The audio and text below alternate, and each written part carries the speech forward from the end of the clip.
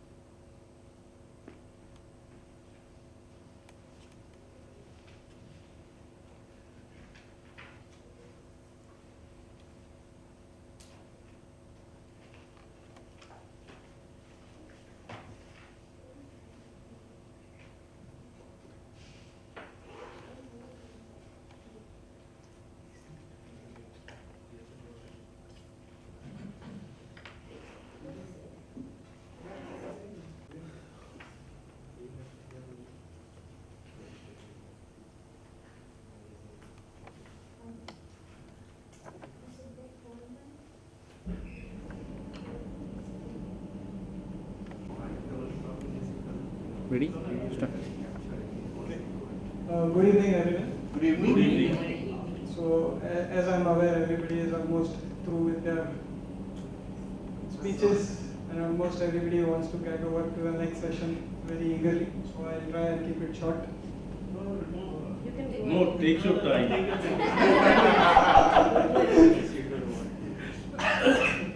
Okay. So the topic that I would like to cover is again smartphones, which has been touched by almost many people now. And the things I would just give a summary about how it has evolved to what it is today. And there is one of the aspects that it is pretty much touching our lives is probably I would take as the gaming module of that. So just to begin with, in the early days I remember that we used to go to MTNL to get a telephone connection, which would take months to be delivered and get a connection done. So that was the beginning of it, and then later on that was a very common thing to be found in almost every household. It became a necessity over a period of time. We have seen PCOs, very common in public, which is public call office, which are hardly seen now. So that was one of the things. My father used to have a PCO at his shop. So that was the first telephone connection that we had in our family. And then later on we had a connection at home as well. So it began through that. And then as the years passed by, we saw smartphones coming in, starting with, I presume, with BlackBerry devices initially, which used to give seamless email connectivity and instant emails on your phones, which were encrypted by some algorithm which they presume it keeps it secure data communication. And after that, iPhone came in with their first phone. The Apple came in with their first phone, the iPhones, which was pretty much expensive at that point of time, being the one of the first good touchscreen phones. So I remember seeing it across various shops. It was ranging around 40 to 45,000 initially when it was launched. And I was just thinking, why would somebody spend 45,000 just for a phone rather than I would go for a laptop which is costing about the same amount. So later on, after that came the Android thing, and it changed almost every phone that was held by a person in the technological world. So it was one of the phones which were cheap enough to fit into pockets of each and every one. It brought down the prices for touchscreen phones to a very low level, so that most of the middle class masses could have one of them. So once we had that Android phone, then things like various games started coming into it. We have seen Temple Run. I think almost everybody would have played it by now.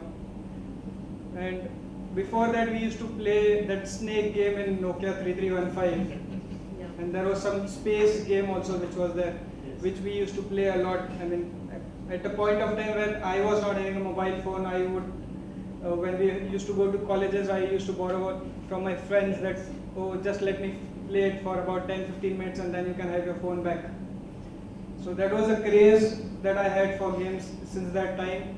And since we came to the smartphones, there are n number of games. We have flight simulators available on the phone, which are okay, it's just a time pass. There are some memory games available, like 2048 is a mathematical game which you have to logically come to a particular number. There are n number of educational softwares which are available in the market.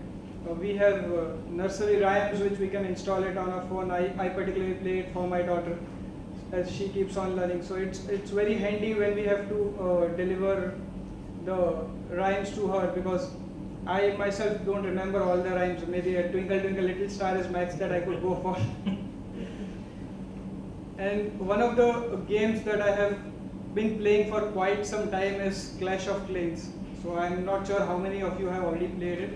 One thing I feel fascinating about the games is I don't understand how they manage to get you psychologically so involved in it that at any point of time in the day you will at least think of that playing that game at least a couple of times to just ensure what is going on right now. There is a chat environment available in that itself. using which you can chat with your classmates. So it has been a wonderful game. It has received, I think, many likes across the globe. There are millions of users playing that. So it's a fantastic game. The only thing using of smartphones with games which I don't like is the moment when my daughter comes to me and asks me, Papa, I also want to play.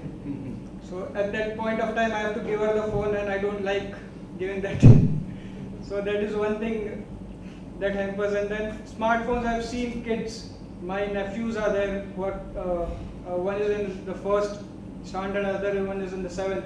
And the outdoor games have been so minimized, they have been taken away by the games that we have on the smartphones.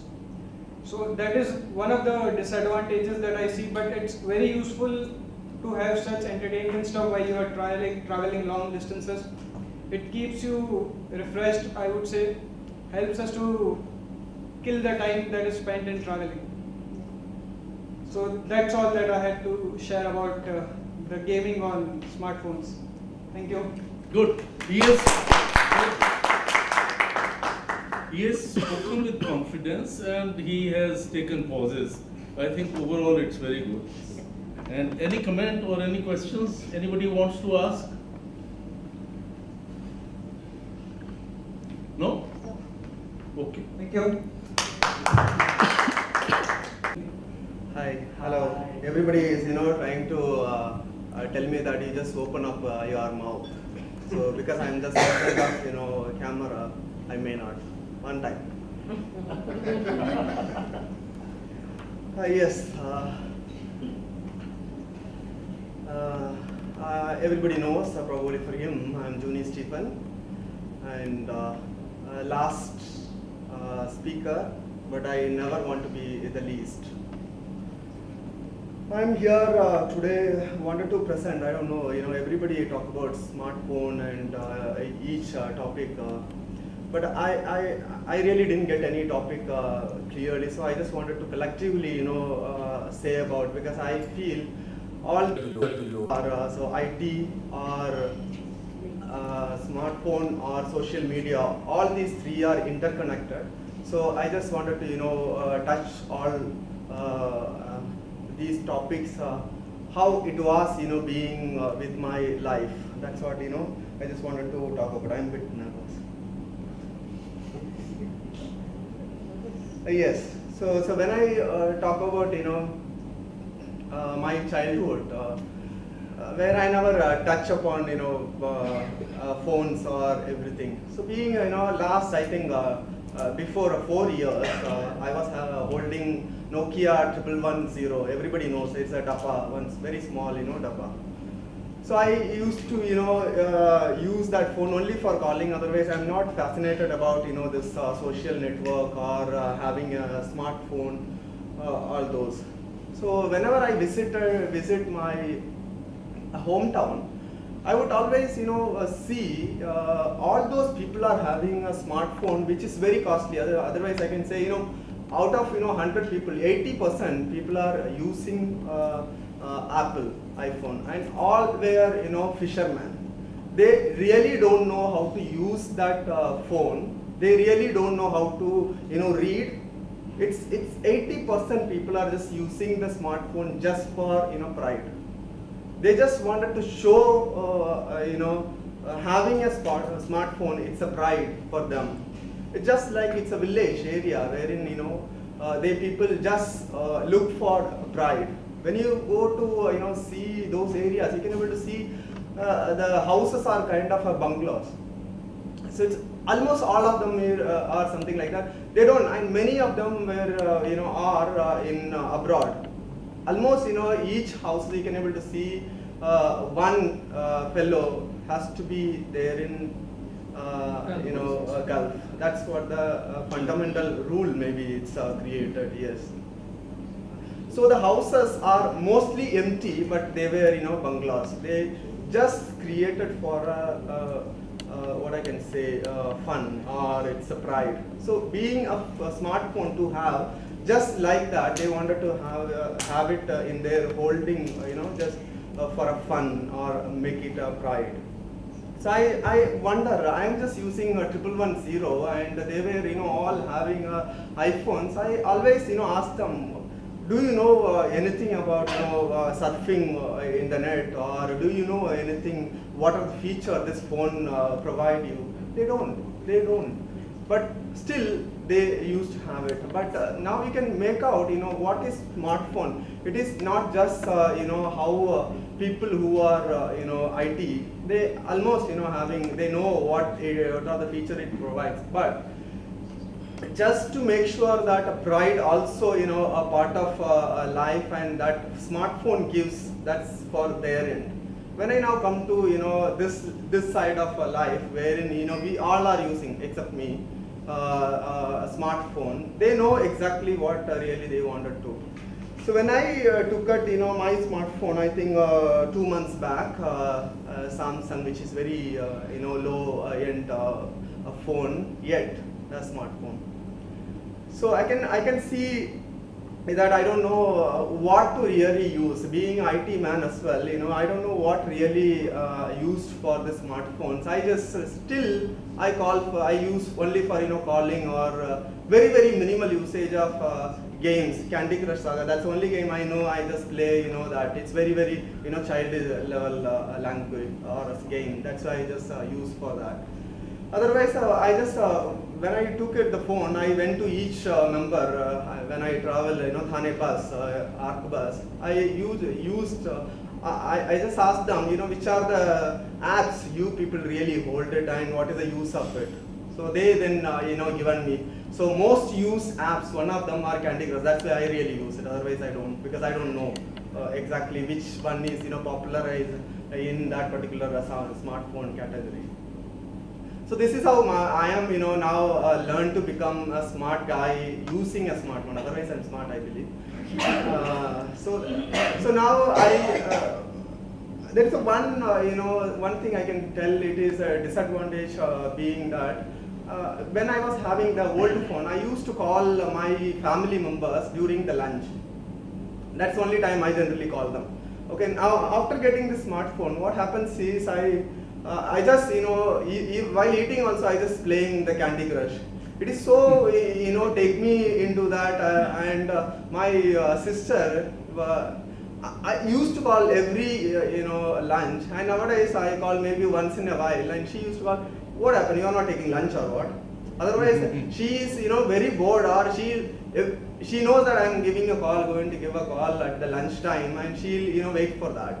And nowadays she is asking, what happened, you are not calling? I'm saying maybe I'm addicted to my new phone, and it maybe take 2 months. After that I will be, become normal. So that's what the answer I gave him. So when I look at, after that I can talk about, how the connection that social media is given being. I used to have I'm very very, fond to have a account, but I never use it. So when Facebook came, I just created my account in it. I never visited. It's very very, usage when I look at maybe 10%, or once in a week I generally open. I have a desktop. So I don't like to sit in front of that desktop.